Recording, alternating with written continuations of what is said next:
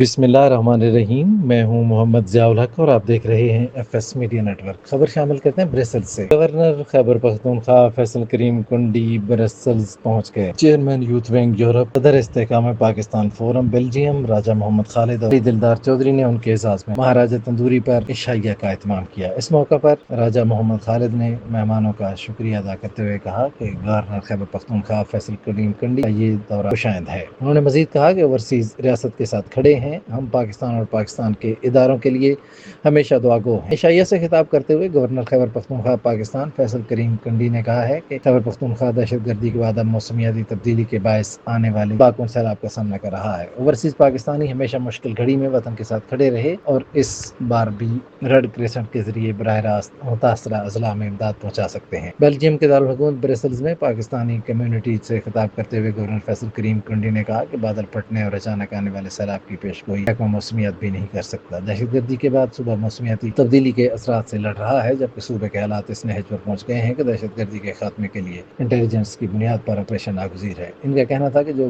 فوج بھارت کو 3 دن میں شکست دے سکتی ہے، وہ دہشت گردوں کو بھی ختم کرنے کی صلاحیت رکھتی ہے۔ گورنر فیصل کریم کنڈی یورپی یونین کی کشمیر کونسل کی دعوت پر بیلجیم کے 3 روزہ دورے پر ہیں، جہاں وہ یورپی پارلیمنٹ کے ارکان اور بیلجیم حکام سے ملاقاتیں کریں۔ انہوں نے کہا کہ پاکستان مسلم امہ کا قائد ہے، اس لیے ایران اسرائیل جنگ کے بعد ایرانی صدر نے شکریہ ادا کرنے اسلام آباد کا دورہ کیا۔ فیصل کریم کنڈی نے کہا کہ اوورسیز پاکستانی اپنی صلاحیتوں اور تجزیے کی بنیاد پر خیبر پختونخوا میں سرمایہ کاری کریں اور صنعت، زراعت، معدنیات اور صحت کے موقع سے فائدہ اٹھائیں۔ اس موقع پر مختلف شعبہ زندگی سے تعلق رکھنے والے پاکستانی کمیونٹی کے رہنماؤں نے بھی شرکت کی، جن میں فرید خان، جاوید کوثر، ڈاکٹر علی شیرازی، ناصر محمد، امجد شاہ، شیخ مجید، انتھرائے، محمد اجمل، زبیر اوان، عمران ثاقب، یونس رشید، RSO چودھری خالد جوشی، راجہ قیوم شامل ہیں۔ سبسکرائب کیجیے F S media network اور دیکھتے رہیے تازہ ترین تبصرے اور خبریں۔